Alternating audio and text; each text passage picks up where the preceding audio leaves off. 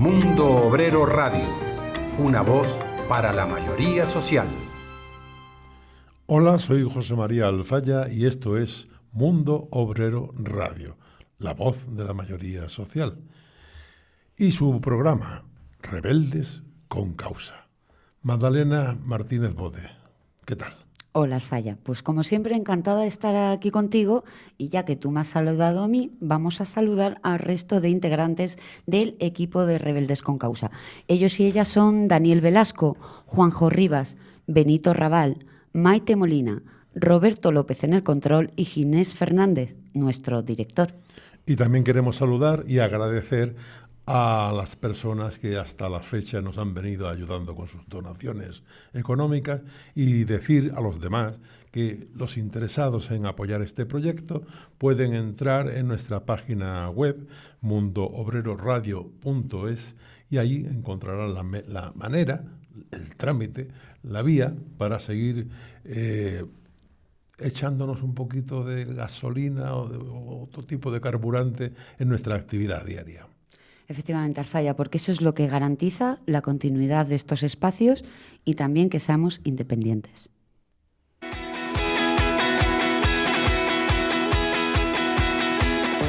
Llega Mundo Obrero Radio, una radio para la mayoría social. Un medio independiente que cuenta las noticias que no salen en los medios del sistema. Tu aportación hace posible nuestra independencia. Puedes colaborar a través de nuestra página web mundoobreroradio.es.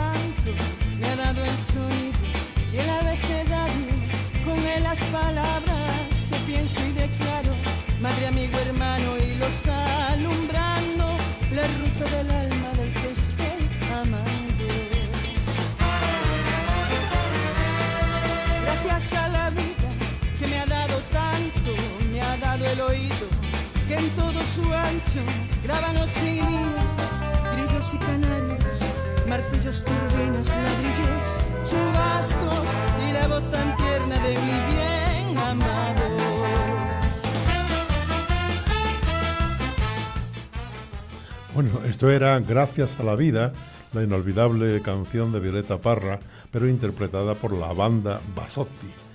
Y pues gracias a la vida y gracias a nuestros mayores, ¿no? Porque los jubilados han llenado las calles contra la subida que calificamos de subida de mierda y en defensa del sistema público de pensiones. El pasado 22 de febrero, convocados por la Coordinadora Estatal en Defensa de las Pensiones y por los sindicatos mayoritarios, las y los pensionistas llenaron las calles de muchas ciudades de España en defensa del sistema público de las pensiones y por la recuperación del poder adquisitivo ante, es una cita literal, la subida de mierda de las pensiones para 2018. En Madrid, la marea pensionista rompió el cordón policial y llegó a las puertas del Congreso, denunciando el mísero 0,25% de subida y exigiendo que se garantice el sistema público de pensiones y su financiación, incluso a través de los presupuestos generales del Estado. En Bilbao, más de 30.000 pensionistas llenaron la plaza del Ayuntamiento. En Barcelona y otras ciudades realizaron acciones quemando las cartas enviadas por Fátima Báñez informando de la subida de las pensiones. Estas manifestaciones han estado precedidas por las declaraciones del presidente del Gobierno, M. Rajoy, y de la ministra de Empleo, Fátima Báñez, en las que por parte del Gobierno se pedía que se contratara un plan privado de pensiones y que los pensionistas no habían perdido poder adquisitivo. Las calles de nuestras ciudades se llenaron de mayores, de veteranos luchadores y luchadoras. Es una generación que ya peleó en las calles por sus derechos sociales y laborales y que ahora sale a defenderlos nuevamente. Todo un ejemplo de constancia en la reivindicación.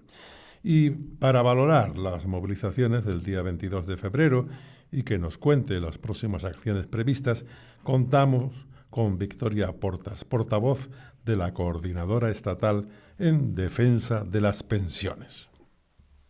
Victoria. Hola, buenas tardes a todos. Buenas tardes, Victoria. ¿Cómo te portas? Intento portarme bien. Bien. Pues te hago la primera pregunta, a ver cómo me respondes. ¿Cómo valoráis desde la Coordinadora Estatal las movilizaciones del pasado día 22 de febrero? A ver, nosotros desde la Coordinadora las consideramos que han sido una movilización que ha implantado un antes y un después, ¿no? En lo que es la movilización, precisamente en defensa de lo que es el sistema público de pensiones.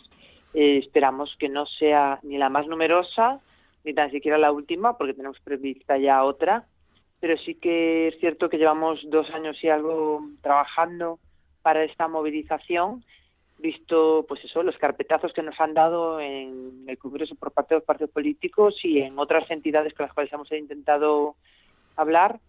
Y bueno, nos quedó muy claro que la única opción que teníamos era la movilización, la única forma de demostrar nuestra representatividad era justamente en la calle, y por ese motivo, bueno, pues el día 22 salió, bueno, bien, posiblemente un poquito mejor de lo esperado, pero sí que se esperaba ya que hubiese mucha movilización, ya contábamos con mucha gente y bueno, a seguir peleando por eso, claro está.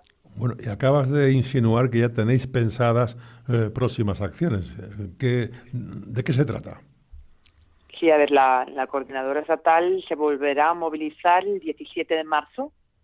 Lo realizamos el 17 de marzo, es un sábado. Lo realizaremos un sábado porque hay muchísima clase trabajadora, mucha gente joven que no está pensionada, que no está jubilada. Así nos lo ha pedido por las redes y por teléfono y por diferentes medios, que ellos también querían participar de esas movilizaciones, que ellos también se consideran parte del problema y parte de esa solución, y que, claro, obviamente que en hora laboral, como se había hecho la del día 22F, pues les había sido imposible poder asistir. Con lo cual, ante esa demanda y ante la demanda de que sigamos movilizándonos, porque creemos que es la única alternativa que tenemos, pues el 17 de marzo la Coordinadora volverá a estar en las calles. Y bueno, tras esta movilización espectacular, parece que el Gobierno se mueve, al menos de palabra, y ¿cumple eso con vuestras reivindicaciones? Estos días hemos visto, o sea, yo tengo que recalcar que esta Coordinadora lleva 2 años haciendo unas peticiones que por parte de muchos partidos de esos que están saliendo ahora en la televisión diciendo que se suman y tal, nos han ignorado totalmente y absolutamente.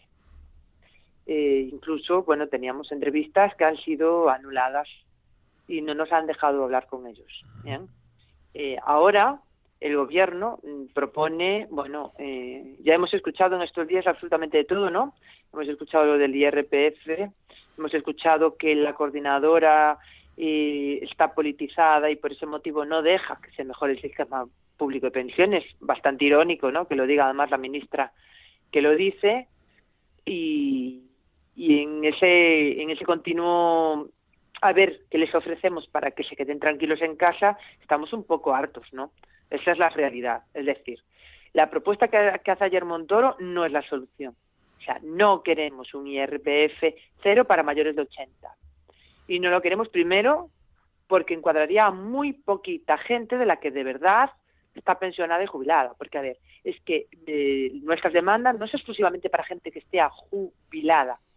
Nuestras demandas es para todo tipo de prestaciones que tiene el sistema de seguridad social. Es decir, viudedad, orfandad, invalidez, todo eso está congelado. No están exclusivamente congeladas las jubilaciones, ¿vale? Ahí ha habido muchísimas reformas que han afectado a todo este tipo de sectores. Y él pretende darnos, pues eso, un pequeño caramelo, diciendo que va a perdonar y IRPF a los mayores de 80. Y aún así, aún por encima, miente. Y creen que nos lo vamos a creer.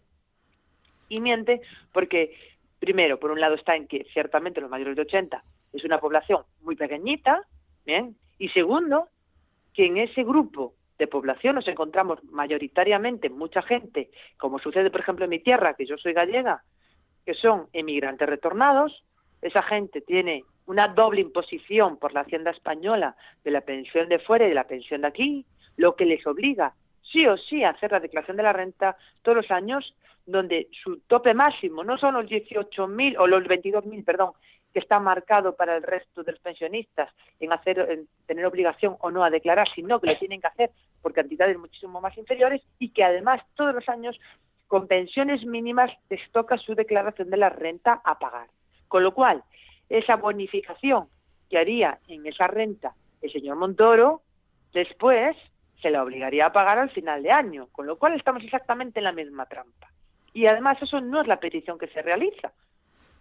Obviamente, sí que defendemos, y ahí hay que dejarlo claro, es que toda pensión que anualmente sea inferior a 18.000 euros es que no debería aplicársele ni un 0,01 de IRPF. Que es una irresponsabilidad aplicar un porcentaje de IRPF a las pensiones inferiores a 18.000 euros y tengamos ICAPs en este país que cotizan un 1%.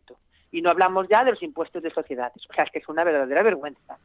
Pero sí que lo que nosotros demandamos es que no se pueda hacer desigualdad dentro de la misma clase, en este caso, que es lo que están haciendo dentro de los pensionistas, hacer una clara desigualdad a favor de, y ya lo ponemos en comillas, que ya lo he explicado anteriormente, para los mayores de 80, cuando lo que debe ser siempre es por cuestión de ingresos, no de edad, y mucho menos en lo que él marca, porque lo que necesitan los pensionistas es que sus pensiones se calculen de una forma consecuente a lo que han trabajado, que cobren lo que realmente les corresponde por haber trabajado tantos años de su vida y sobre todas las cosas que una vez que ya estás jubilado, esa pensión tiene que subir por el IPC real, igual que sube la luz, igual que sube el agua, igual que sube la cesta de la compra.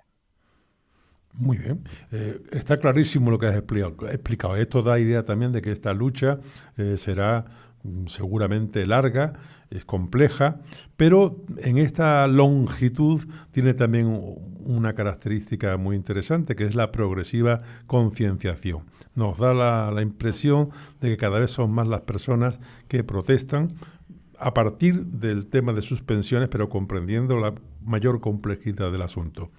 ¿Qué llamamiento o qué motivación darías tú a aquellos jóvenes, a aquellas personas que creen que esto todavía no va con ellos? A ver, yo me gusta cuando la gente me ve físicamente se sorprende, ¿vale? Porque yo soy la portavoz de la Coordinadora Estatal en Defensa del Sistema Público de Pensiones, pero tengo 40 años. Por si no se sabía. Entonces, yo estoy defendiendo a mi generación. Es que no solamente estoy defendiendo a mis padres que les están con una subida de un 0,25. Es que el problema lo tenemos nosotros. Es que mi generación es la que está creando este problema y la que realmente para la cual se están legislando todas esas leyes que ha hecho el PSOE y el PP, ¿no? Somos nosotros los que realmente vamos cara a unas pensiones pues en un 40 más o menos % por debajo de cualquier pensionista del 2018. Un 40% por debajo. Bien, entonces es que esto no es un problema que no vaya con mi generación. Toda la generación, todo lo que sea, la clase trabajadora actual es su problema. Nosotros somos el problema y sinceramente estoy convencida que somos la solución. Por ese motivo tenemos que salir a la calle, porque se trata de nuestro futuro que nos quieren quitar y que además nos quieren convencer que están en todo su derecho a podernoslo quitar. Entonces, esa es la generación que tendría que estar en la calle, apoyando a sus padres, a sus abuelos, pero porque además están apoyando su propia causa. Solamente con el hecho de que el año que viene, el 1 de enero de 2019, entre en vigor el factor de sostenibilidad, estamos hablando que toda aquella persona que se jubile a partir del año que viene, encima de todos los recortes que ya hemos sufrido, pueda bajarle la pensión un 10 o un 12%. Y además revisable cada 5 años. Es decir, a partir del año que viene el que se jubile, cada 5 años no va a tener ni idea de cuál va a ser su futuro, ni sus ingresos. Es decir, vamos a vivir en una continua miedo a no poder llegar a final de mes. Entonces, y esa generación es la mía, y esa generación es la que no está jubilada. Entonces, este problema es un problema nuestro. Es un problema de que la generación del baby boom somos la mayor generación en número, ¿no?, de personas que tiene el territorio español, que iremos todos juntos a cobrar una prestación. Eso no es cierto, no vamos a entrar todos a la vez, ¿no? Pero sí que es cierto que en un proceso como el que está sucediendo en este momento en Francia, porque la generación del baby boom francés ya está en este momento cobrando la prestación de jubilación, y hay que garantizar ese futuro. Hoy es el momento en el cual tenemos que obligar, y directamente obligar, ¿bien?, a las instituciones de este país, a los grupos parlamentarios de este país y a los partidos políticos de este país que nos gobiernan, a que tienen que empezar a tomar medidas hoy para que dentro de 10 años no nos encontremos en situaciones que no tengamos fórmula posible de dar marcha atrás. Y la solución no pasa porque nosotros tengamos pensiones de 300 euros. Esa es la solución que no se puede permitir que suceda. Y medios económicos los hay. Y formas de hacer políticas diferentes a las que se han hecho hasta el momento también sobran.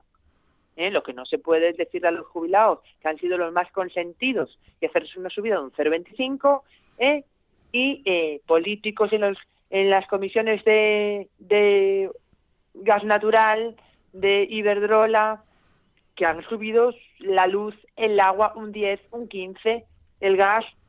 No, señores, no, eso no es la política que se tiene que hacer para la ciudadanía que vive en este país. Esa no es la política que nosotros queremos, esa no es la política a la cual tenemos derecho a que se nos gestionen nuestros medios, porque nosotros somos los que pagamos impuestos. Entonces lo que pedimos es tener un buen gestor que realmente sepa administrar y repartir esa riqueza que tiene el país, sin olvidarse y sin que siempre se nos penalice exactamente a los mismos, que es la clase trabajadora. Pues te has explicado estupendísimamente bien y queda claro, nos seguiremos encontrando en la calle, peleando por las pensiones y por un sistema más justo, y al mismo tiempo nos continuaremos encontrándonos en estos micrófonos, porque ya eres prácticamente una habitual de nuestras entrevistas, pero es que siempre tienes algo interesante que decir. Muchas gracias por tu tiempo. Me alegro. Por compartir. Yo encantada de estar, de aclarar lo que haga que aclarar, porque yo creo que lo que necesita este momento el país, y lo que sí que necesita es mucha gente, es saber de verdad lo que está sucediendo, lo que han hecho y las soluciones que tendríamos si se toma otro tipo de alternativas. Entonces, no es que nos tengamos que convencer porque simplemente no hay medios. Eso no es cierto, y eso lo que hacen es simplemente manipularnos, manipular la información, y lo que la gente tiene que estar informada clarísimamente es que hay soluciones, las hay aún ahora, después de haber esquilmado la hucha de pensiones, y que además tenemos que buscar esa solución hoy, no a base de tropezón como legisla el gobierno español. Pues hasta la victoria siempre, Victoria. Un abrazo. Esperamos.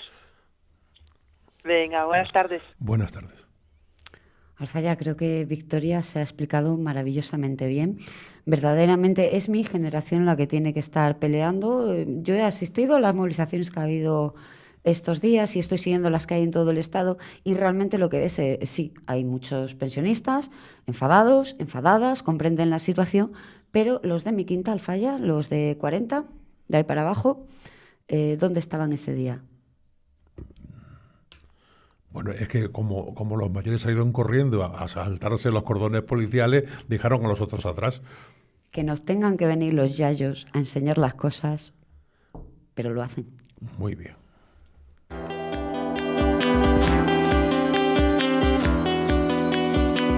En Mundo Obrero Radio queremos escuchar a quienes nos escuchan. Queremos ser un proyecto que sirva de altavoz para la mayoría social. Te ofrecemos las ondas para que denuncies la injusticia, para que nos cuentes los problemas de tu barrio o municipio. Abrimos un rincón desde el que nuestra audiencia puede ser escuchada. Envíanos un audio que no supere los 30 segundos por WhatsApp o Telegram al número de teléfono 630 199 371 y expresa tu protesta. Haznos saber cuáles son tus demandas y comparte las ondas con Mundo Obrero Radio.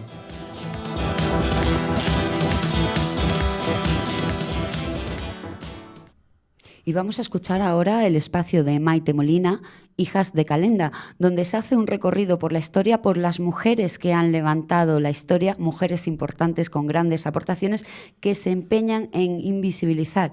Gracias a Maite, hoy podremos saber más sobre ellas. Bienvenidas otra semana más a Hijas de Calenda. Estamos en el mes más violeta del calendario y con él su fecha más señalada, el 8 de marzo. Día en que miles de mujeres se reinventan año tras año con convocatorias cada vez más creativas para cambiar este sistema patriarcal. El 8 de marzo, Día de la Mujer Trabajadora, se celebra hace más de 100 años, desde el 19 de marzo de 1911, para que no se nos olviden las 129 mujeres trabajadoras que fallecieron encerradas en una fábrica de textiles en Nueva York por reivindicar mejoras en sus derechos laborales, siendo Clara Zetkin y Rosa Luxemburgo las que impulsaron su conmemoración en la Segunda Conferencia Internacional de Mujeres Socialistas en 1910. Este año, la huelga feminista, convocada en 170 países, ha sido un éxito contundente de las mujeres. Hartas de que nuestro tiempo no cuente, ese día los cuidados, el consumo, el estudio y el trabajo se han quedado aparcados para que la sociedad se dé cuenta de que si nosotras paramos, el mundo se para. Y de hecho se ha parado. Gracias, mujeres del mundo, porque la revolución será feminista o no será. Pero el feminismo no debe buscar ser igual de explotadas que los hombres. Ese no es nuestro objetivo, sino que queremos superarlo, llegando hasta el socialismo. Pues lo contrario es la barbarie, que diría Rosa Luxemburgo en 1916. Y de Rosa Luxemburgo hablamos ahora, pues nació un 5 de marzo de 1871.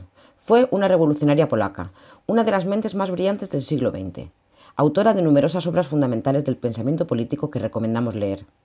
Participó en la fundación del Partido Comunista Alemán y es considerada una heroína en la lucha por los derechos fundamentales, estandarte de los movimientos feministas en todo el mundo.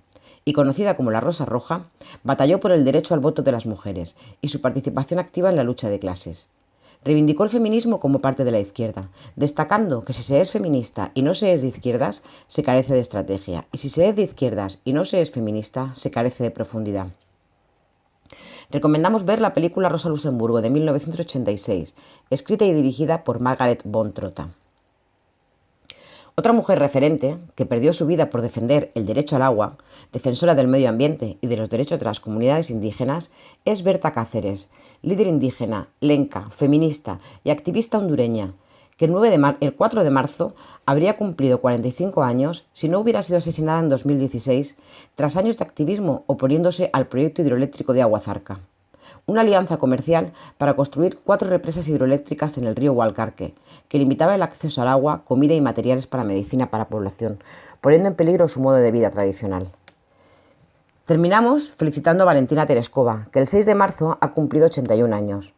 Ingeniera rusa, que se convirtió en la primera mujer cosmonauta en volar al espacio, miembro del Partido Comunista de la Unión Soviética y considerada como una heroína en la Rusia postsoviética. Sean buenas, pero no tanto. Nos oímos en las ondas de Mundo Obrero Radio. Bueno, pues seguimos con nuestro bloque dedicado a economía. Y desde diferentes ámbitos políticos y sociales se denuncian las políticas neoliberales de trasvase de rentas desde la mayoría social asalariada a las rentas más altas, a una minoría privilegiada. Políticas que representan en el arco parlamentario el Partido Popular, pero también Ciudadanos. El Partido Naranja ha vuelto a proponer días atrás el contrato único, una suerte de contratación que abarata el despido. Y para hacer más comprensible lo que estamos diciendo, vamos a tomar 2 ejemplos. Por un lado, el llamado rescate a la banca, una suerte de rescate de las finanzas de España tras el estallido de la burbuja financiera inmobiliaria, por el que se han entregado a los bancos más de 60.000 millones de euros que hemos pagado la mayoría social trabajadora, y de los que solo se han recuperado un 5%, unos 5.400 millones. El resto se han dado por perdidos por el gobierno del Partido Popular.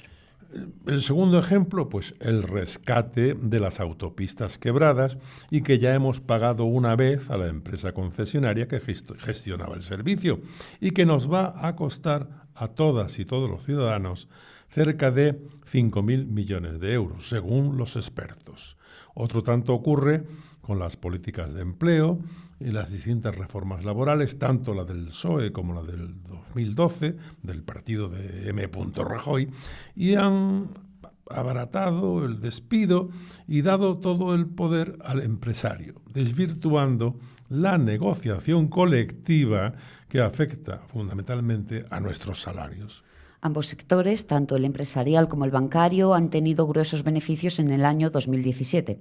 El sector empresarial aumentó sus beneficios triplicando la masa salarial de la mayoría social trabajadora, en un 4,8% frente a un 0,3% de lo pactado por convenio. La banca ha ganado más de 15.000 millones de euros, a la vez que las pensiones han perdido un 1,8% de capacidad de compra. Pero estas políticas no son solo patrimonio del Partido Popular. Solo hay que recordar la idea del que fuera aspirante interrupto a candidato a la alcaldía de León por Ciudadanos, José Ángel Greco. La idea era de que el trabajador tenía que pagar 45 días por año a la empresa que le estuviera pagando y que le estaba dando trabajo. Vamos, el culmen del delirio hiperliberal.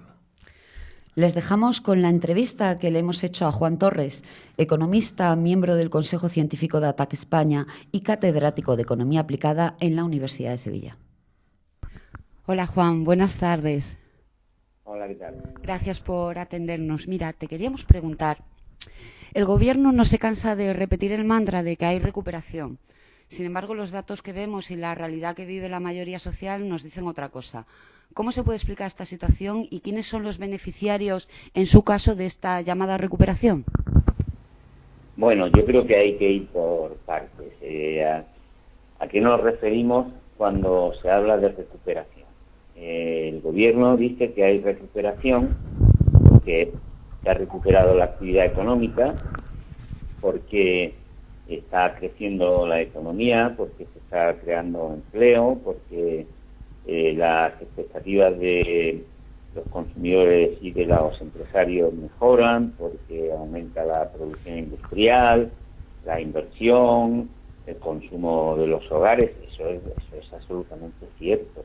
Eso creo que no se puede negar, y si eso quien niegue eso está poniéndose en contra de la realidad. O sea, esa recuperación se ha producido, hay muchos indicadores, prácticamente diríamos que la totalidad de los indicadores económicos, vamos, no la totalidad, pero una gran mayoría, indican que la actividad económica se ha recuperado. Eso es un primer elemento o una primera cuestión que yo creo que está fuera de duda. O sea, negar eso es negarse a contemplar la realidad tal cual es. Otro asunto es que esas luces que presenta la evolución de la actividad económica pues van acompañadas de sombras, ¿no? Es decir, de aspectos que no son precisamente expresivos de una recuperación, en primer lugar, profunda, en segundo lugar, que tenga avisos de ser suficientemente sostenida, y que reproduce, además, una recuperación que reproduce males anteriores de nuestra economía. Por lo tanto, hay que atender también a esas sombras, es decir, a esos aspectos de la recuperación que no son positivos, como quiere afirmar el Gobierno, que es todo lo que está ocurriendo. Por mencionar simplemente alguno de ellos, por ejemplo, la deuda está creciendo muchísimo, sigue creciendo, y si subieran en cualquier momento los tipos de interés, pues íbamos a tener muchísimos problemas. Por ejemplo, en 2008 el Estado va a tener que colocar en los mercados unos 7.000 euros de deuda por cada segundo que pasa. O sea, el equivalente a 220.000 millones en todo el año.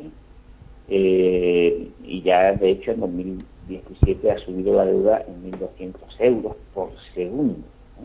O sea, que eso significa que se está recuperando la economía, pero estamos todavía creando una deuda que eso nos puede ocasionar un problema importante. En segundo lugar, por ejemplo, por mencionar otro elemento, pues es verdad que se están creando puestos de trabajo, que han mejorado el empleo, pero el volumen total de empleo no termina de recuperarse. Hay aproximadamente 1,7 millones de empleos menos que antes de la crisis y unos 80 millones de horas semanales menos. Hay casi 1 millón menos de afiliados a la Seguridad Social que a finales de 2007. La temporalidad sigue siendo muy alta. El 91,2% de las personas que tienen contratos temporales desearían tener un contrato diferente. El 28%, por ejemplo, de los contratos firmados en julio pasado y los 2/3 de los de agosto, los de los temporales de agosto duraron menos de una semana. O sea, que efectivamente mejora el empleo, pero se está creando pues un empleo de muy baja calidad. El 54% de las horas extraordinarias no se retribuyen. O sea que en empleo pues hay recuperación, pero hay una recuperación de una manera que no es precisamente la mejor, ¿no? Por cada nuevo empleo que se ha añadido en 2017, por ejemplo, se han hecho 43,8 contratos. Eso indica que las cosas no van bien en el terreno del empleo, a pesar de que haya recuperación. La desigualdad está creciendo. Entonces, eso nos lleva a una tercera cuestión. Es verdad que se recupera la economía. En segundo lugar, no se puede obviar que hay sombras, como acabo de señalar. Y en tercer lugar, pues resulta que la recuperación está afectando o está beneficiando de una manera muy desigual a la gente. Por ejemplo, el 62,6% de los españoles dice que su situación económica actual es igual o peor que hace 6 meses. Por lo tanto, no hay una recuperación que sea idéntica para todo el mundo, ¿no? Por lo tanto, en tercer lugar, pues sobre el hecho evidente de que hay recuperación, hay que señalar de que es una recuperación que se siente, que se disfruta, que beneficia de una manera muy desigual a la gente. Juan, hemos recordado las palabras de Juan Greco, aquel postulante a candidato de Ciudadanos a una alcaldía que decía que el trabajador tenía que pagar al empresario por haber trabajado y cobrado por su trabajo. ¿En qué se parecen y en qué se diferencian las políticas económicas de Ciudadanos y del Partido Popular? Bueno, esa declaración sencillamente de alguien que desconoce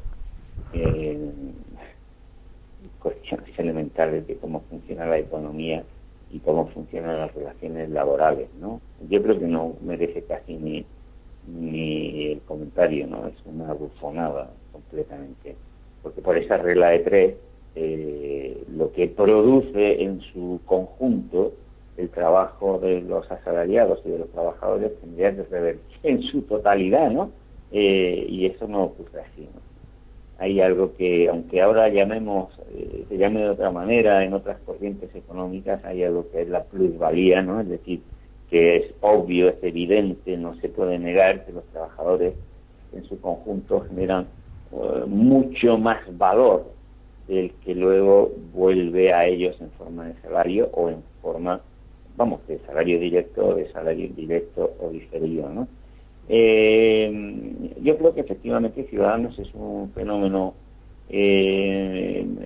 muy novedoso, que hay que seguir, pero a mí me parece un error muy grande confundir a Ciudadanos con el Partido Popular, porque yo creo que no es la misma política económica, no es la misma doctrina, no es el mismo concepto de lo que se quiere hacer en la economía. Yo creo que el Partido Popular tiene una componente todavía de derecha franquista, intervencionista, proteccionista, con tintes de protección socializadora muy potente, y eso se ha podido comprobar en algunas medidas que ha tomado.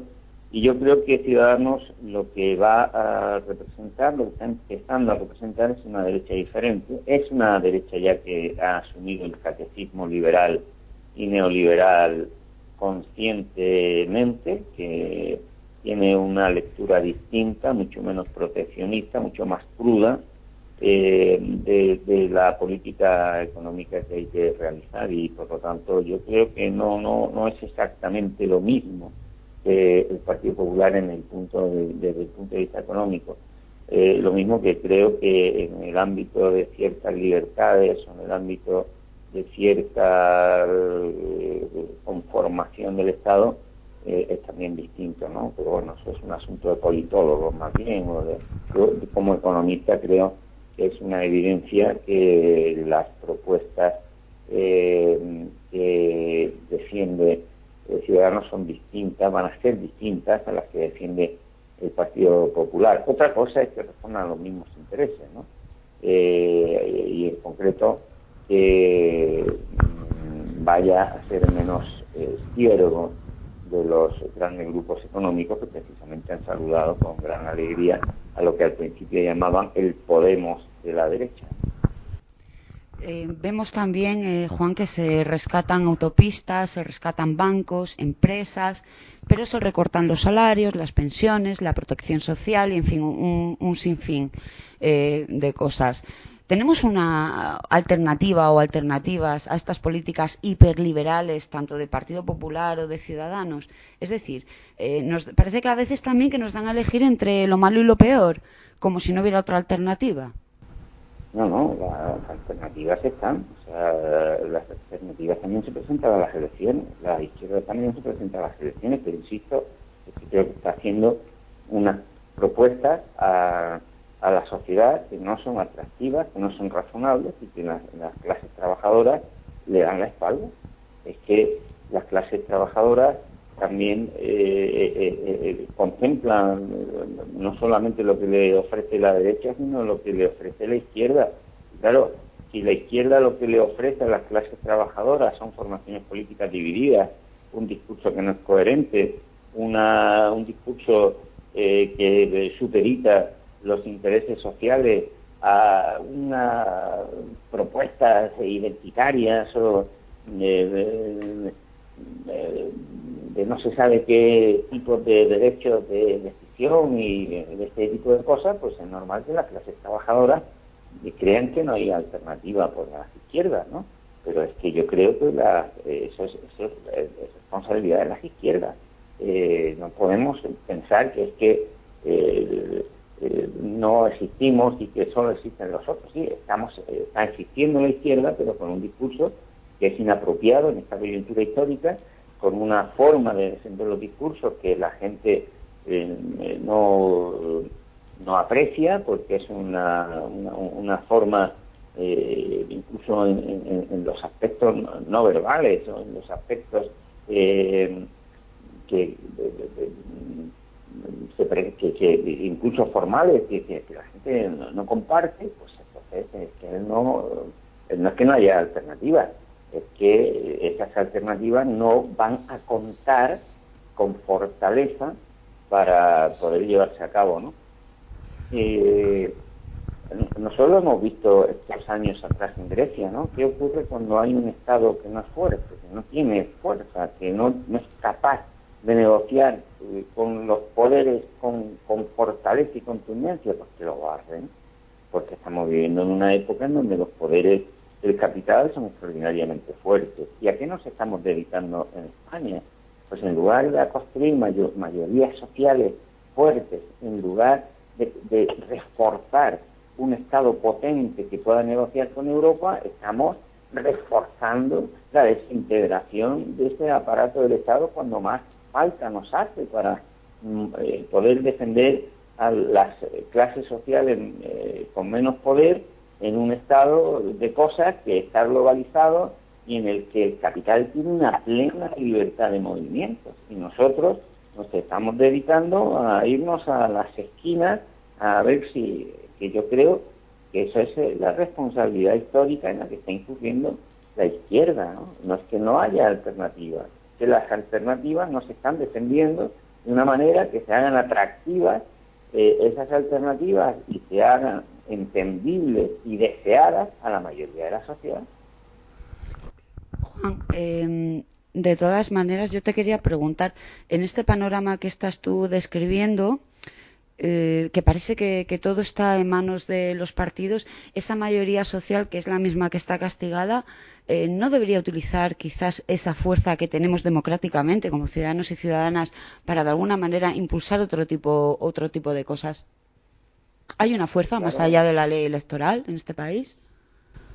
Bueno, la ley las elecciones es lo que nos permite en democracia, incluso en democracias tan imperfectas como esta, expresar nuestras preferencias. Y yo siempre cuento una anécdota, ¿no?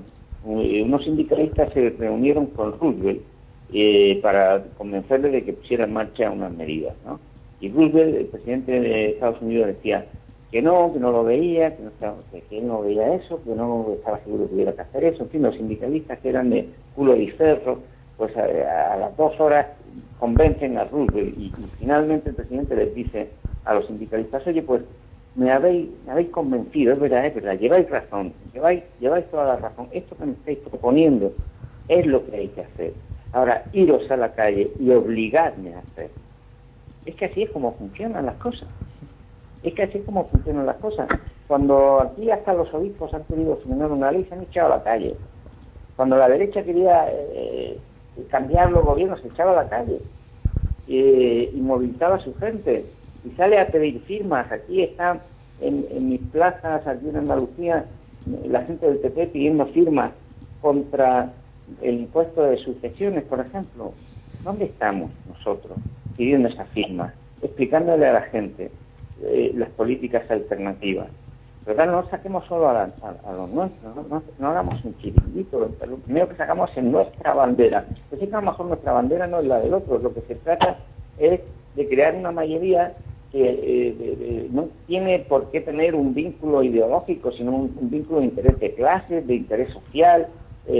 Cuando aquí estamos siendo víctimas, por ejemplo, de un oligopolio y una oligarquía eléctrica, económica y financiera que nos pone el recibo más alto de la luz de Europa, no solamente a las familias, sino también a las empresas, cuando resulta que en países como en Alemania hay más horas de energía solar que aquí en España, que eso es que se cuenta y uno se avergüenza. ¿Por qué?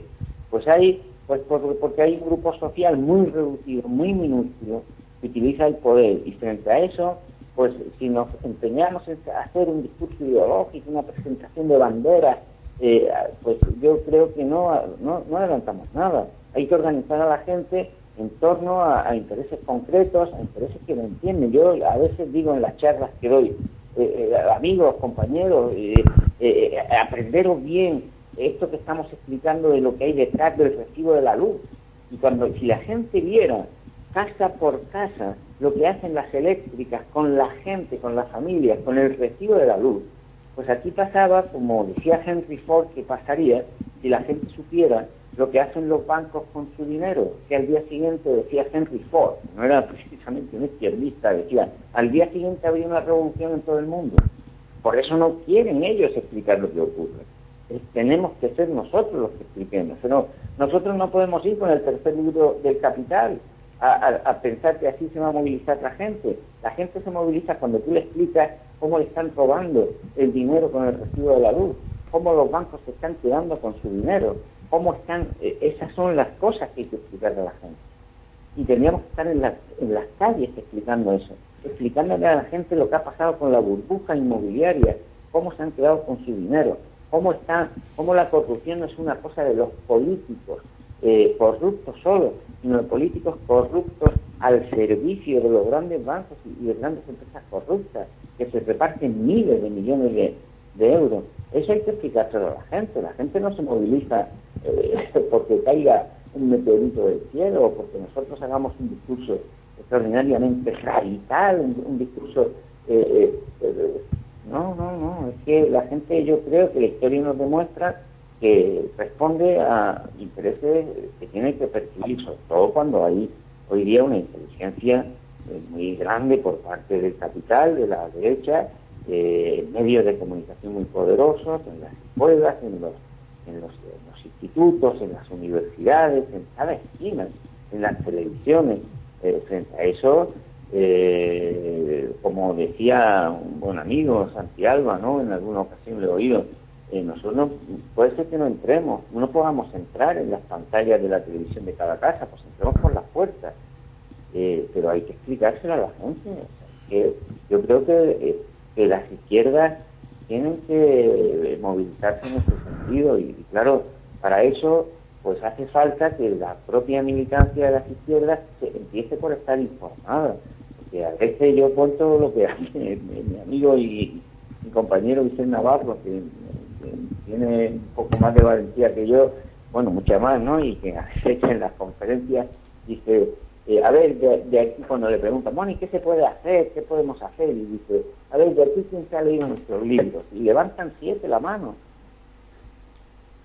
Entonces, si la gente no se arma de argumentos para ir casa por casa, si cada uno, yo a veces digo en las charlas, cuando me preguntan eso, ¿qué se puede hacer? ¿Yo qué podría hacer? Y digo, vamos a ver, aquí hay a lo mejor 100, 200, 300 personas en esta ciudad, donde esté. Y digo, si cada uno de ustedes se compromete en el mes próximo a hablar con 10 personas y a enseñarle esto que estamos diciendo aquí, y las denuncias que estamos haciendo, y los escritos que estamos dando, y los datos que estamos explicando, y las alternativas que estamos dando, al mes siguiente habría un ejército. Eso es lo que tiene que hacer. ¿Y qué estamos haciendo? Yo creo que esa es la pregunta, es la cuestión, ¿no? Frente a una movilización constante, inteligentísima, poderosísima del capital y de las derechas, pues las izquierdas andamos a ver si discutimos un poquito entre nosotros, a ver si ponemos el matiz, a ver quién es más radical que el otro.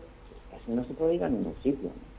Claro. Juan, muchísimas gracias por tu tiempo. Nos encanta que nos ayudes a diseccionar la realidad y nos quedamos con ese mensaje de apelar a los demás, pero apelando con sentido, con razones, haciendo ese esfuerzo colectivo por llegar a esa mayoría que al final yo estoy segura que es la que puede decantarlo todo en un momento dado. Muchísimas gracias, Juan. Muchas gracias a vosotros, que al fin y al cabo es lo que estáis haciendo, ¿no? Os he echado un poco la bronca a vosotros, cuando en realidad sois lo que hacéis, lo que tenía que hacer mucha más gente. Muy bien, muchas gracias. No hace granero, pero ayuda al compañero.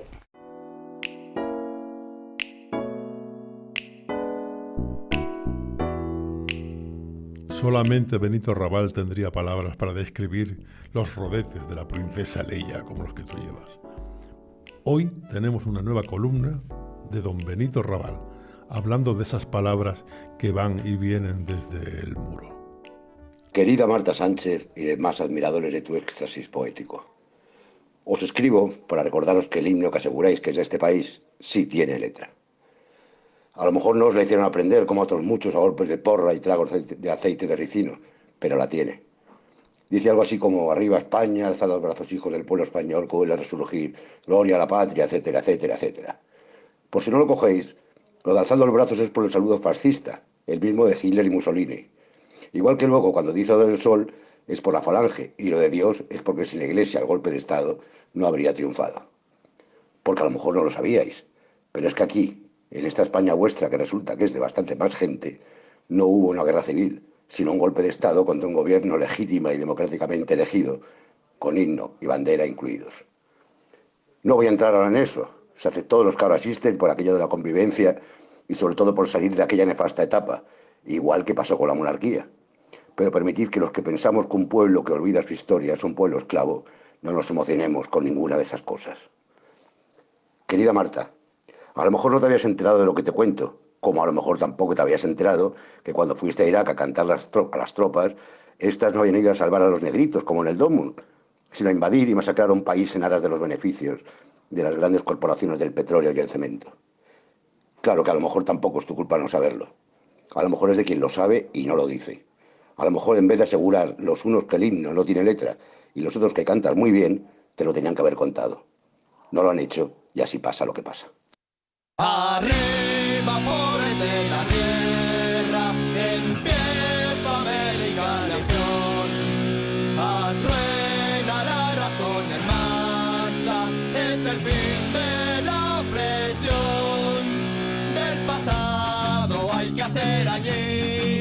legión esclava en pie a vencer.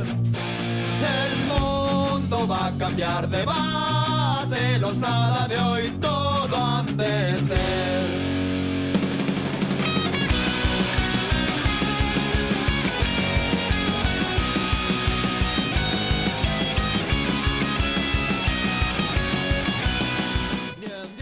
En esta versión Marta Sánchez no ha tenido nada que ver, ¿eh?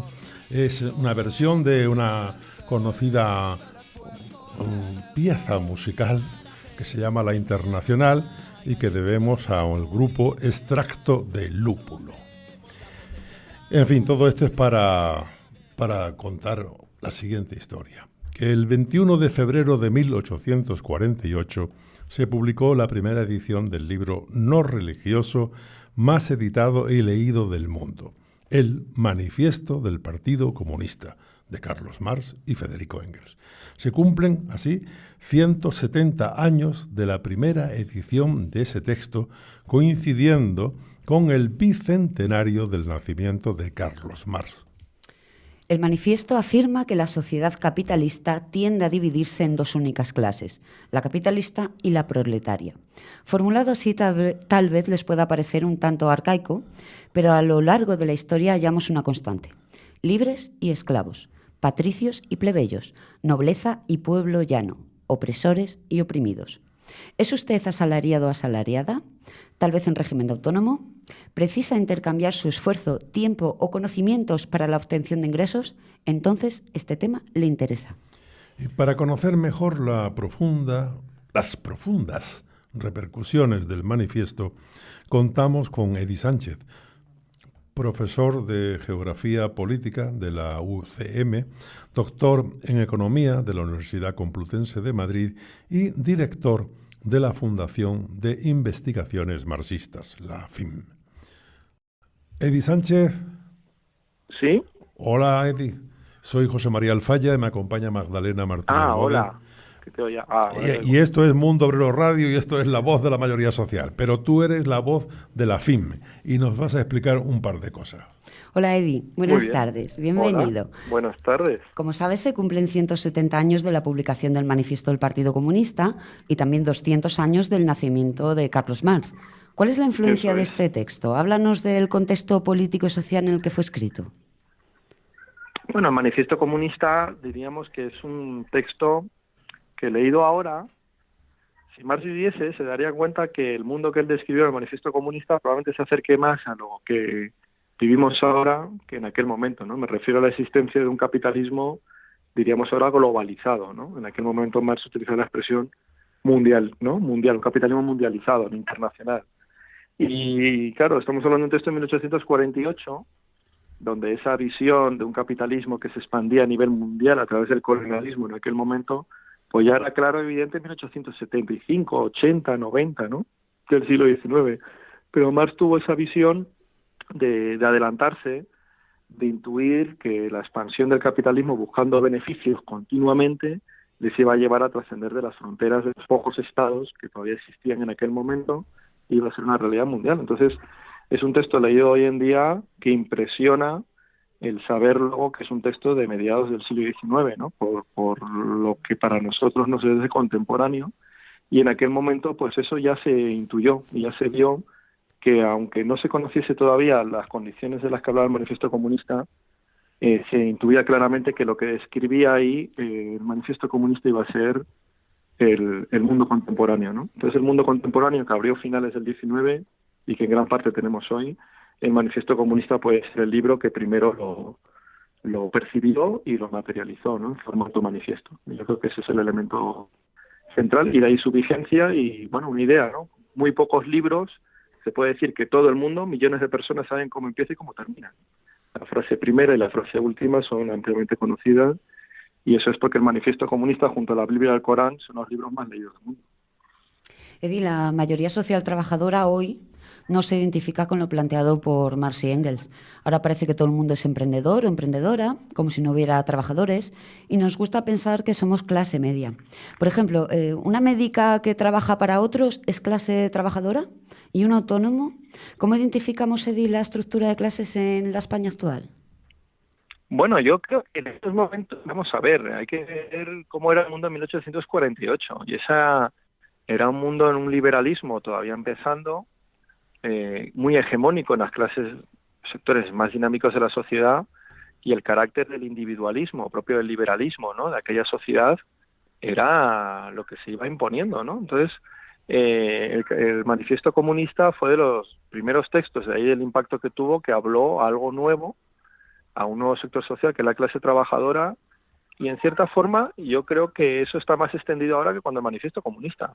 Alguien que se definiese en aquel momento trabajador o trabajadora, me parece que ahora es mucho más común que lo que fue el momento en el que dio la luz del Manifiesto Comunista, ¿no? Es de los primeros textos que habla de esa condición social, y en estos momentos yo creo que está muy extendida. O sea, la gente se considera a sí misma gente que trabaja, ¿no? El término trabajar, ese verbo, es el más extendido, mucho más que en aquel momento donde era un mundo de artesanos, pero fundamentalmente era un mundo de campesinos dependientes, ¿no?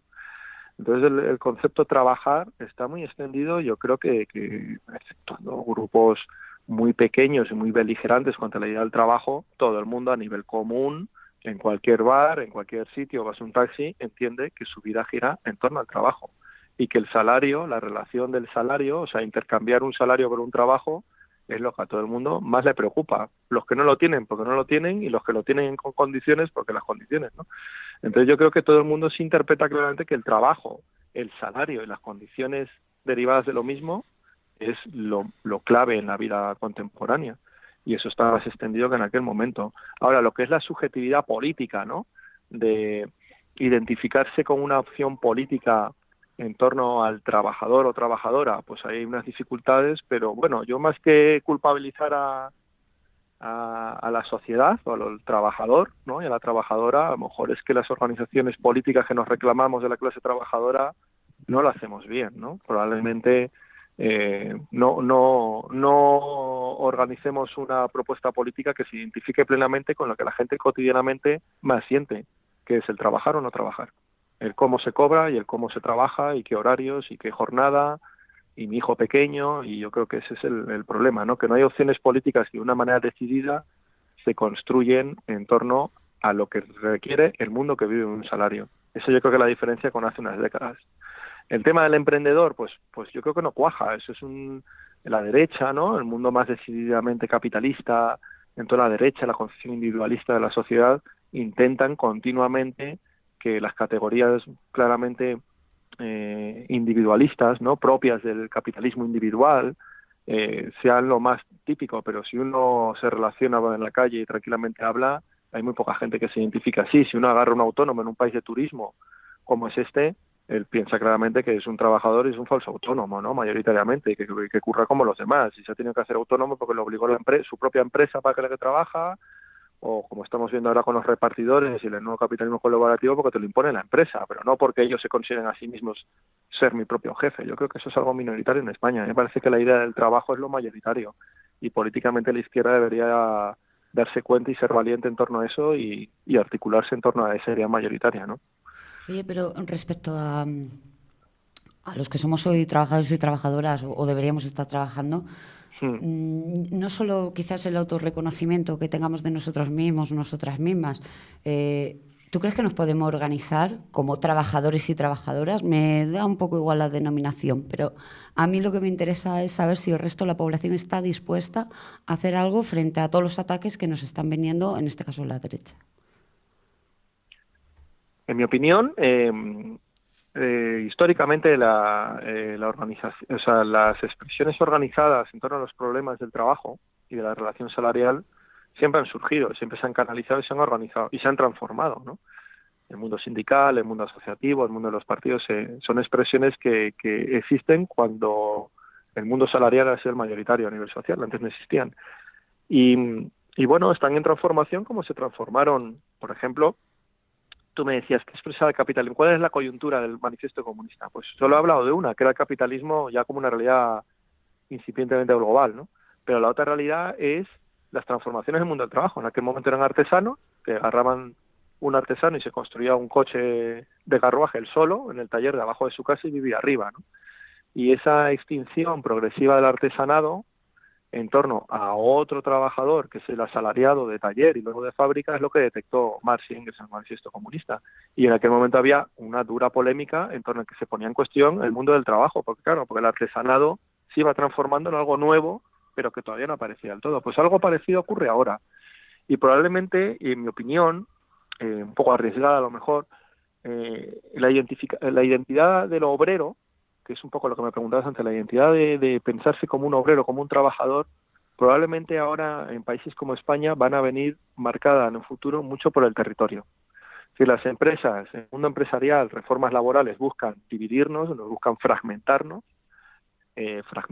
hacernos cada vez más vulnerables, y lo que la empresa se esfuerza en fragmentar, el territorio lo está uniendo y lo está reconstruyendo. Y ahí vemos las movilizaciones que surgen de las periferias urbanas, ¿no?, de los barrios, de las periferias del interior de España, porque la mayoría de la gente precaria, parada, que trabaja, que está jorobada, que está explotada, que tiene horarios, que no tengo tiempo para convivir con mi familia, con mis hijos, con mis hijas, etcétera, viven cada vez más concentrados territorialmente. Y ahí empieza a surgir una nueva identidad obrera, ¿no? Se ve en la música, en ciertos estilos culturales y también en movilizaciones que tienen en el territorio una forma de articular que la empresa lo impide. Y te pongo un ejemplo, por ejemplo, conflictos como el de Movistar, ¿no?, en donde Movistar Telefónica utilizaba la figura del falso autónomo en cientos de trabajadores y lo tenía pulverizada la plantilla, y organizaron una huelga porque al final todos vivían en las periferias, ¿no?, en los barrios obreros de las ciudades, y ahí se fueron conociendo, se fueron articulando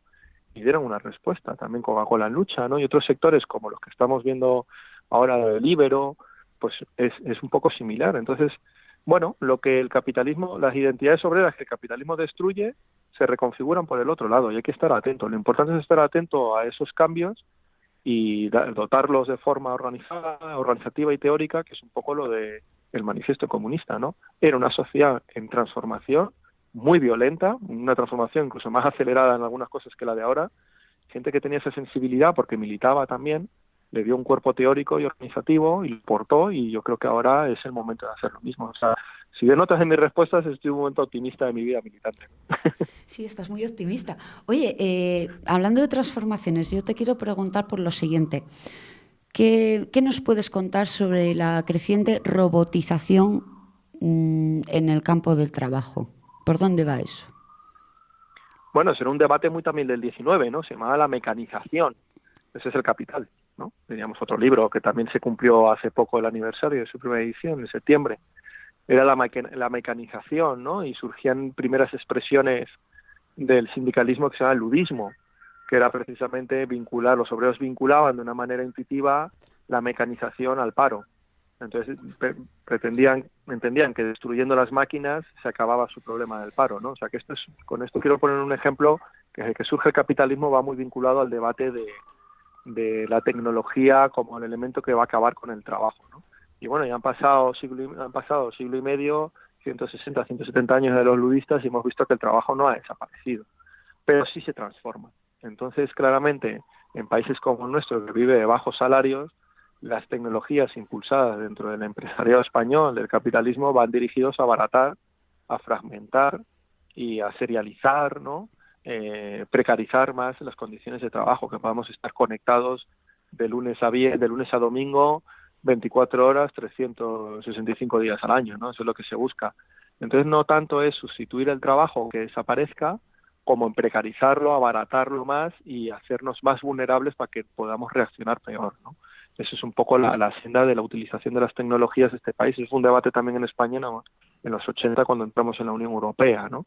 El tema de la digitalización, de la microelectrónica, y bueno, hemos visto que lo que ocurrió en España, esos discursos del fin del trabajo, que así se llamaban en algunos sociólogos, adiós al trabajo, adiós al proletariado, ¿no? Los libros de aquel momento, de hace 30 años, lo que hemos visto es que el trabajo ha crecido más que nunca en España, pero ha crecido en unas condiciones muy precarias, muy duras.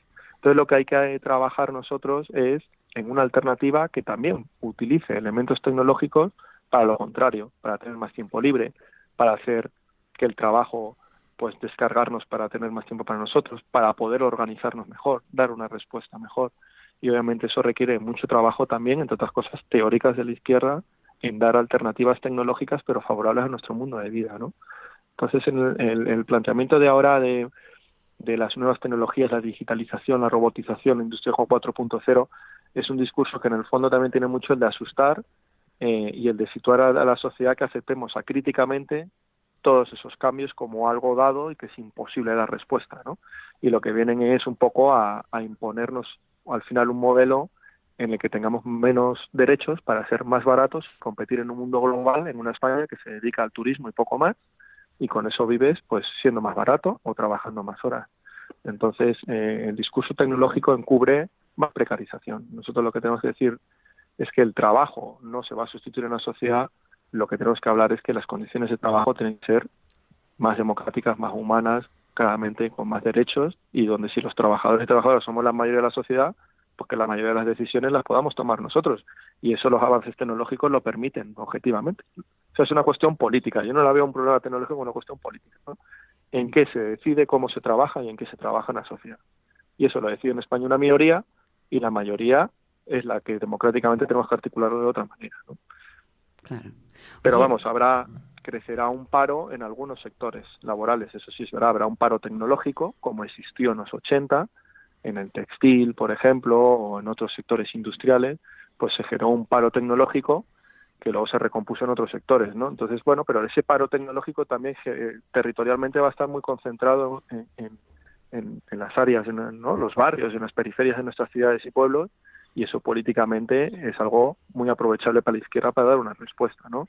El paro tecnológico de mayores de 45 años, de gente joven titulada pero que no puede acceder a trabajos para lo que ha sido formada, ciertos sectores del interior del país, bueno, todo eso políticamente puede ser movilizable, sectores de la sociedad que hasta ahora no se movilizaban, o sea que también ahí podemos encontrar un elemento de oportunidad política.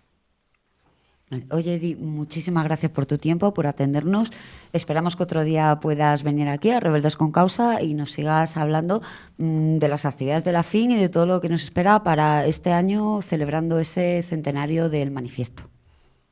Bueno, pues a vosotros, animar mucho a Mundo Obrero Radio, que es una expresión de avance más, de lo que hablaba yo antes, de ese mundo optimista mío, y por último, a toda la audiencia de Mundo Obrero Radio, decir que la Fundación de Investigaciones Marxistas de las fundaciones en España pues más activas y que piensen una alternativa a estos desafíos y no verlos con miedo, sino que yo creo que es un momento para la izquierda bastante importante, ¿no? Bastante importante, y vamos a estar ahí y Mundo Obrero lo va a contar. Así que muchas gracias. Ahí quedamos con ese optimismo maravilloso, Eddie, y un abrazo muy grande.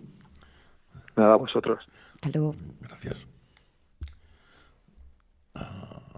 ¿Un poquito de música? Sí, por favor.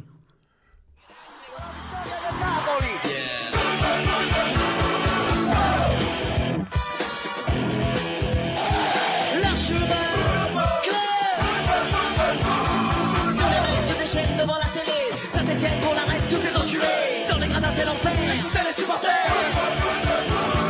Allez, allez, allez, courez, courez, courez. Allez, allez, allez, tapez dans le ballon. Tapez sur les voisins. Football, football, football. Football, football, football. La Chouba Football Club. Football, football, football. Football. La Chouba Football Club.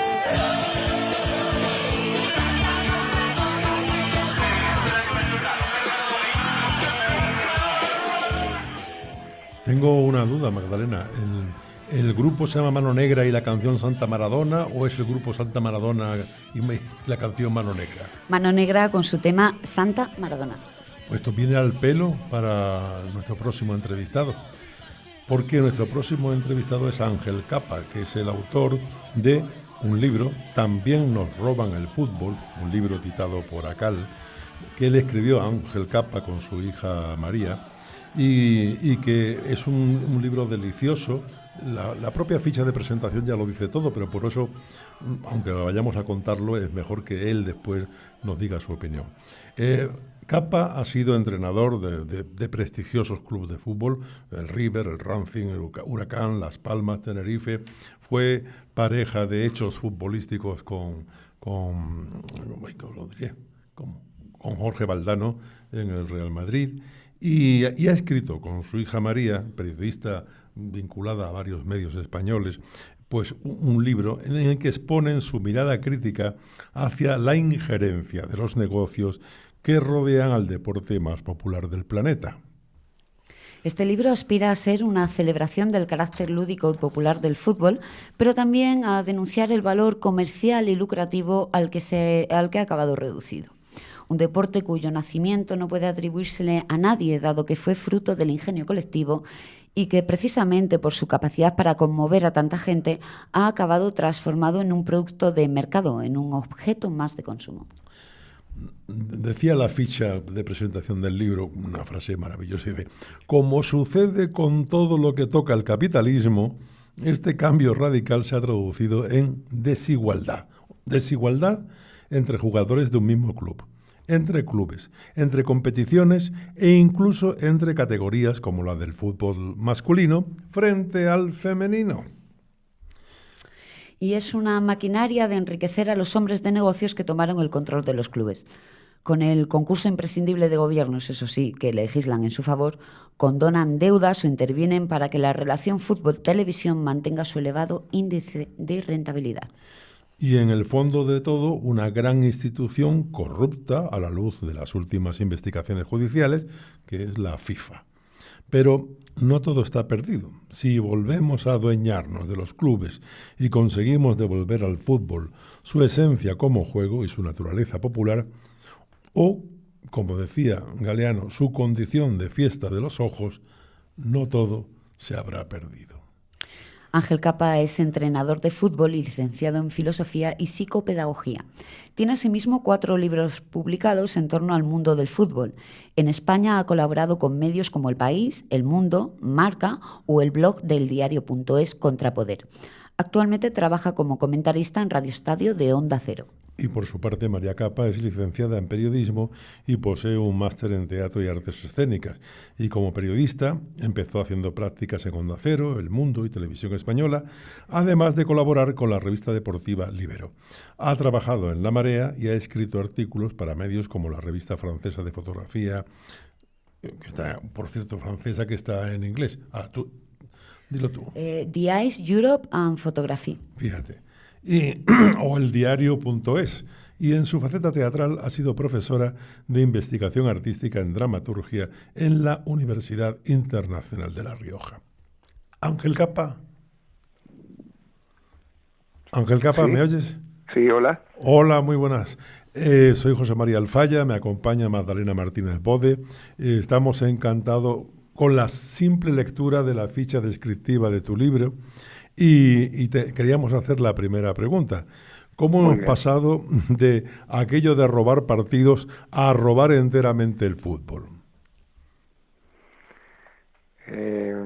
Bueno, el fútbol, como tantos bienes comunes, no nos arrebatan, porque todo lo convierten en una mercancía, y sobre todo el fútbol, que tiene una convocatoria enorme en todo el mundo.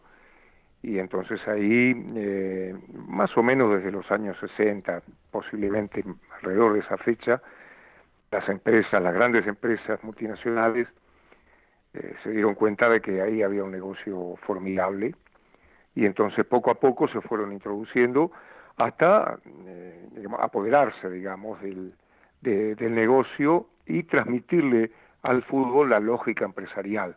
Y por eso lo han modificado hasta hacer este engendro que es ahora el fútbol, un juego que nos pertenece a todos nosotros que hemos nacido en un barrio, porque ahí nació el fútbol, y el fútbol tenía un significado, posiblemente todavía lo tenga en los barrios, que ya, digamos, en el aspecto profesional, salvo algunas excepciones que siempre hay, se ha perdido, ¿no? Oye, en el libro que está claro que conceptos como corrupción, desigualdad, lucro, consecuencias del capitalismo están ligados a la práctica actual de la industria del fútbol, claro. Pero ¿los aficionados son conscientes? Bueno, los medios de comunicación se encargan de que no lo sean, porque los medios de comunicación los transforman en clientes. Entonces hay una infantilización de la gente para de esa manera poder venderle los productos, ¿no? Que de eso se trata, ¿no? Hasta qué punto, fíjate que Por ejemplo, la gente paga por la camiseta de sus ídolos un precio exorbitado de, no sé, 100 y pico de euros, y sabiendo que no es la camiseta que usan ellos, que es una camiseta cualquiera, que le ponen el nombre del ídolo, y esa camiseta vale una fortuna. Y gente que no tiene, que le alcanza apenas el sueldo, va a las tiendas a comprar esa camiseta, ¿no? Para eso se necesita todo un mecanismo de infantilización, como digo, ¿no? De fábrica de ídolos para vender los productos a través de los ídolos. Entonces la gente no es consciente del todo, también le han cambiado el placer, y ya la gente cree que lo único que vale es ganar, y van despreciando el juego, cuando el juego tenía un significado muy especial para todos nosotros, ¿no? Yo me quedo maravillado que exista una persona como tú, con ese alto compromiso político y social, y que me parece, por otra parte, lógico. Es decir, en toda actividad humana, al final, si se pierde la dignidad de lo que se hacía, se termina pues trabajando para un enemigo de clase. Pero comprenderás mi asombro cuando veo en un mundo como el del fútbol, de repente una persona tan clarividente como tú, que disecas, ¿no?, todo el esquema de explotación, de aprovechamiento. Bueno, ¿cómo podemos combatir el carácter comercial y lucrativo que padece el fútbol? Bueno, primero te digo que yo nací en un barrio y fui militante político, por eso estoy en España, ¿no? Porque pertenecía a un movimiento político que se llamaba Peronismo de Base, un grupo de izquierda dentro del peronismo, y siempre fui consciente de la realidad, porque de la realidad de mi gente, de mi familia, de mi barrio. Y bueno, jugaba al fútbol, y porque esa es mi pasión, y también fue mi medio de vida también después cuando estuve acá, a partir de ser entrenador. Pero eso no quita de que haya visto la realidad tal cual es, y que me haya rebelado contra las injusticias, ¿no? Siempre he tratado de hacer lo posible para denunciar por lo menos las injusticias. ¿Cómo se puede remediar esto? Bueno, se puede remediar recuperándolo, ¿no? Digamos, para recuperar el fútbol tendríamos que recuperar la sociedad. Es decir, luchando por una sociedad más justa, se podrá luchar también por el fútbol y por un deporte al servicio de la gente. El deporte es un derecho, no nos olvidemos. Es un derecho y es una necesidad. Y entonces, bueno, es algo que nos corresponde. Para quitárselo a quien especula con eso, y a quien lo transforma, y a quien lo convierte en una mercancía, y con la lógica empresarial, bueno, tenemos que luchar simultáneamente para recuperar las instituciones, los clubes que son nuestros, y también para hacer una sociedad más justa, ¿no? Una pregunta que es una curiosidad. ¿Qué tal ha resultado el libro como publicación? ¿Qué difusión, qué impacto ha tenido? No tengo la menor idea, ¿eh? Bueno, pero una vez que el libro se sale a la calle, se imprime, yo me desentiendo por completo, y las editoriales no suelen informarte, no suelen tenerte al tanto, así que yo tampoco pregunto y no tengo la menor idea. Sí que hemos presentado el libro mi hija y yo en Uruguay, en Argentina, en Pamplona, aquí en España, en Guadalajara, en Oviedo, en Gijón, yo que sé en cuántos lugares hemos presentado el libro, algunas veces con mucha asistencia y otra con muy poca, pero hemos recorrido gran parte de España y Uruguay y Argentina, y no sé cuántos libros se han vendido, no tengo la menor idea. Pero ¿qué impresión sacas tú cuando te enfrentas a un público que acude a que el señor Ángel Capa les cuente que les han robado el fútbol? Bueno, pues no lo sé. Bueno, la gente suele participar porque el fútbol es muy atractivo y todo el mundo... es muy difícil esquivar el fútbol, ¿no? Es decir, el fútbol está en nuestra vida todos los días. Con encender la televisión habrá algún partido en este momento actual, o de ayer, o de la semana pasada, pero entonces la gente, pues bueno, mucha gente digamos, critica al fútbol porque lo considera que el fútbol, digamos, entretiene a la gente, ¿no? Es un medio de entretenimiento, pero eso es la utilización del fútbol, de la misma manera que se utiliza la música, el teatro, el cine, lo que fuere, ¿no? Es decir, el fútbol es ajeno a su utilización, ¿no? Y otra gente, pues, no tiene, no está muy al tanto de lo que ocurre, y claro, y vive obnubilada por lo que le transmiten los medios de comunicación, ¿no? Que le fabrican ídolos y le hacen las cosas como muy lejanas, ¿no? Y sin embargo el fútbol es algo muy cercano, es algo que forma parte de nuestra vida. Me refiero a los barrios. Sí, claro. El fútbol es un juego muy barato y significa para nosotros el orgullo, significa la posibilidad de acercarnos a la belleza, de acercarnos digamos, al respeto ajeno y al propio. Muchas cosas, el significado que se ha perdido y que ahora han dicho y dicen y repiten que ganar no es lo más importante, sino lo único. Y no es cierto. El juego es mucho más importante que ganar, ¿no? Pues nos quedamos con esta última frase que nos parece de una belleza y de una corrección moral estupendísima. Bueno, el libro está publicado por ACAL y supongo que se vende en cualquier librería de cierto fuste, ¿no? Yo también lo supongo. Muy bien, pues ya suponemos dos. Ha sido un auténtico placer, Ángel Capa, hablar contigo y realmente corro raudo a la primera librería a comprarme el libro porque realmente después de la introducción que sí que leí, me parece una historia muy a tener en cuenta. Muchísimas gracias por tu tiempo. Es un libro de investigación, te digo, periodística, que Pascual Serrano le encargó a mi hija y a mí, sobre todo a mi hija, que es periodista, y ahí hay datos, ¿no? Yo aprendí también leyendo lo que hizo mi hija, ¿no? De las cosas concretas, ¿no? De datos de la corrupción precisas. Y lo único que le dije a mi hija es que cada cosa que diga esté respaldada por un documento. Y eso es lo más importante del libro. Yo me refiero en el libro a la influencia de la intromisión del dinero en el juego, cómo ha transformado el juego. Y mi hija habla del negocio en sí y con datos, ¿no? Yo creo que eso, ya te digo que es importante porque yo también aprendí leyendo eso, ¿no? Pues también se aprende mucho trabajando padre e hija juntos, ¿no? Yo aprendí mucho de mi hija, sí, eso es verdad. Además ella me corregía la redacción porque es una, digamos, una perfeccionista y no admite un tilde de más o de menos o una coma, y entonces me regañaba permanentemente por la redacción, así que ella fue la que corrigió el libro. Bueno, pues pásale nuestra más cordial enhorabuena. Bueno, cómo no, muchas gracias. Un abrazo y hasta muy pronto. Otro para ustedes, adiós. Hasta luego. Bueno, Alfaya, me ha encantado la visión que nos ha dado del fútbol.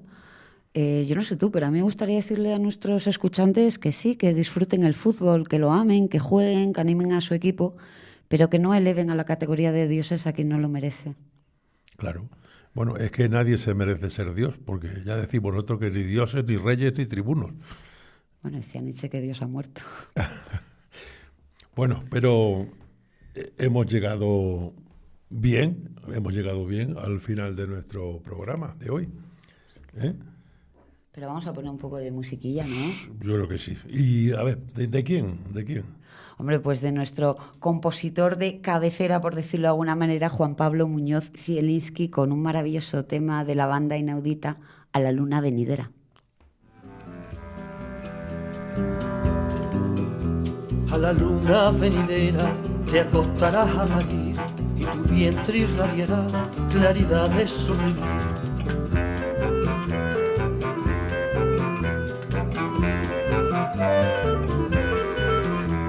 Alborada de tu vientre cada vez más claro en sí, esclareciendo los pozos, anocheciendo el marfil.